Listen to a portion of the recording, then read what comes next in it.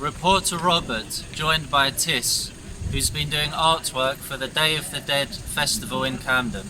Tell us more. Hello. I decided to do this mural as an offering. As you saw in the inside of the exhibition, there's offerings, and as a the Mexican tradition implies that every 2nd of November, the dead come back to visit us.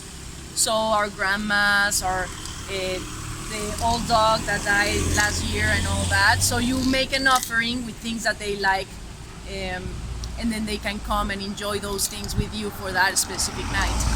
So in this case, I wanted to do something different.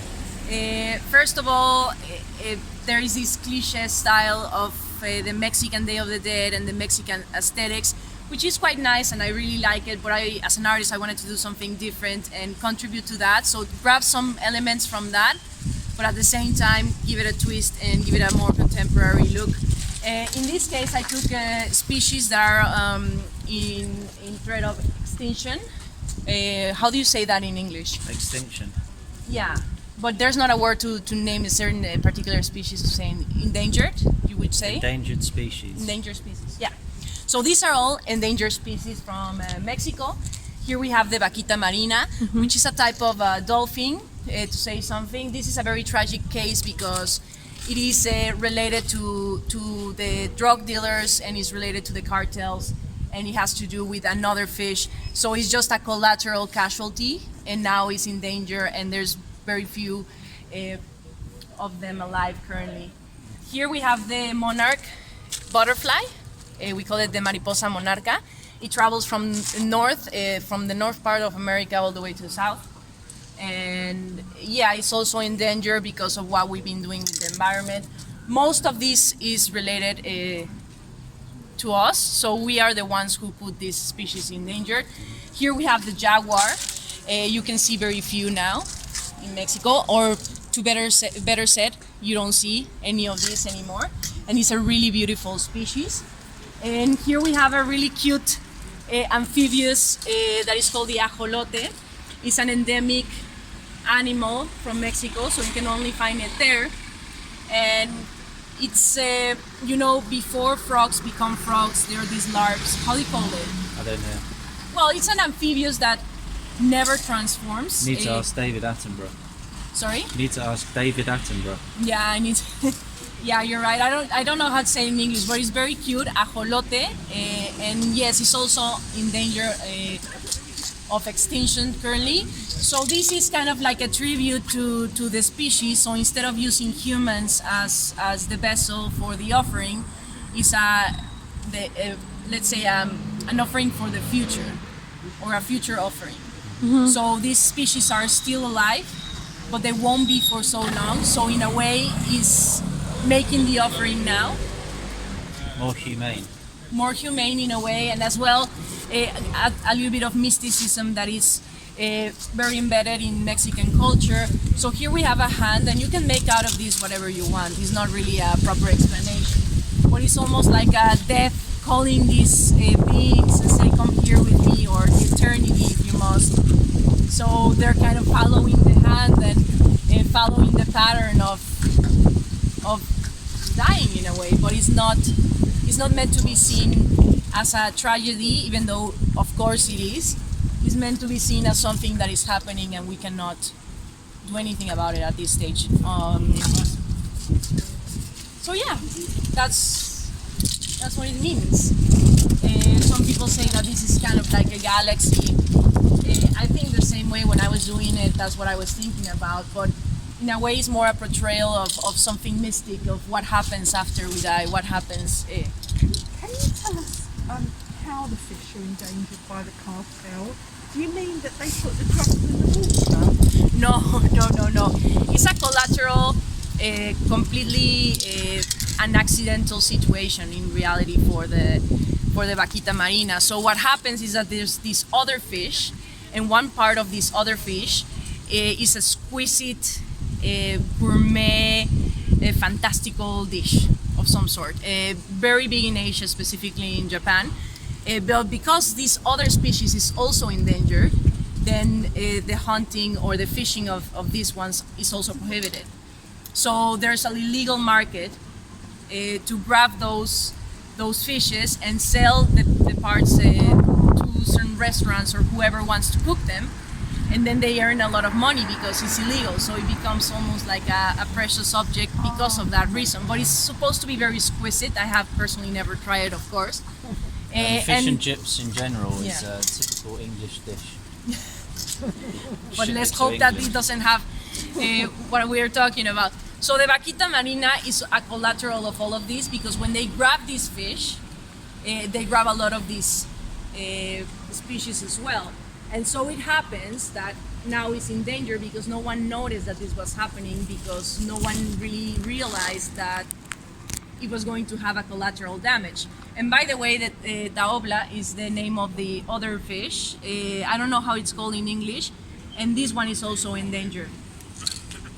But vaquita marina, you can only find it in certain areas around Mexico. Is there a petition to sign online? Yes, for sure. But at this stage, it's very difficult to undo what we did. Leonardo DiCaprio has been in Mexico trying to help to rescue La Vaquita Marina. Yeah, But not even he can help a lot. yeah. Not even Leonardo DiCaprio can do If he it. can't do it, then I Yeah. can't. No, but absolutely, you can join. You can definitely support the causes and the people who are helping breed the vaquitas marinas and protect the vaquitas marinas. If you are realistic, at this stage, it's almost impossible to reverse what we did. But there's always hope, and if we can have it for 20 years more, is better than not have it at all. So in that sense, it's really up to you. I'm always going to be forward to supporting the endangered species. And Every this is little helps. Yeah, every little helps, and this is why I did this mural as well, because in a way, saying like, we're not doing anything, or we might do something, but it's not going to be enough. But here it is. You know, I don't want us to forget these species ever, Yeah. because they're beautiful and they're wonderful in what they did in And the if natural you- world at the time. If you don't want to be forgotten yourself, will you sign your work? Yeah. I usually sign my work, but yeah, I don't know if it's about being forgotten really, because when you're a street artist, it's not even finished right now. But if I would finish it, 5 seconds later, someone else can come and do something on top of it or whatnot. So it is, doing art in the streets is a very unstable form of art, because you know that sooner or later it's going to disappear, and it's going to disappear, and it could disappear tomorrow, or it could disappear in 3 months or in a year, but it's going to disappear for sure. So if you want to be an artist and you want to be remembered for the eternity, maybe the streets wouldn't be the place to do the art. Maybe a grave or a tombstone, Yeah. if allowed. Yeah, I mean, you can do many things, but anything you do on the outdoors in general is always going to run the risk of disappearing, because even if it's not another person who comes and destroys it, time, the weather, animals, it's just the deterioration of, in general, is going to eliminate the work. Yes. So you see the biggest monuments, you see the pyramids in Mexico, for example, and they're still there. And in a way, some of those constructions were made to be a form of art, or what we understand as art today, like sculptures, for example. But you can see that even that over time, it gets deteriorated, especially in Mexico, because most parts are jungle. So if you leave something there for a very long time without human intervention, the jungle will grow on it and destroy it. So imagine roots of trees coming on and breaking in the rocks and destroying the sites. So that's something that you would find very often. In fact, if you go to Mexico, especially in the south area, you would see a lot of pyramid sites, and many of them are completely eaten by the jungle. And you can see trees on top of the pyramid, very surreal things, and it's pretty interesting as well. But very few things survive in certain weathers. And for example, here in the UK, you have the sun, the rain, snow, whatnot in the same time, and that also is very harmful for either paint or structures, sculptures, and whatnot. Yeah. So if you want to go for something that's going to last for a very long time. You probably would go for something like metal. That would probably last for a while. Depends on the conditions as well, but Can yeah. you tell us about the paints or spray paints you're using now? Yeah, for sure. So these are two different brands of paints. What is important about this is there are special paints for graffiti. So if you go to a hardware store, for example, and you buy spray paint from them, it's meant to be something that you mark on the floor really fast. You put a number, a measurement on the floor, on the wall. But these ones are meant to paint, are meant for painting. So the unique thing about these cans, not only the quality of paint, which is much better than the hardware store, but it's low pressure as well. So the hardware store ones is very high pressure. So with just one sip, you get a lot of paint immediately.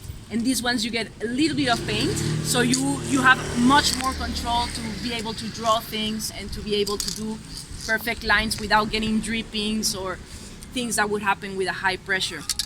These are two different brands. There are many brands out there that do cans specifically for street art. A lot of this has to do with finding people that do the same thing. Usually you start illegally.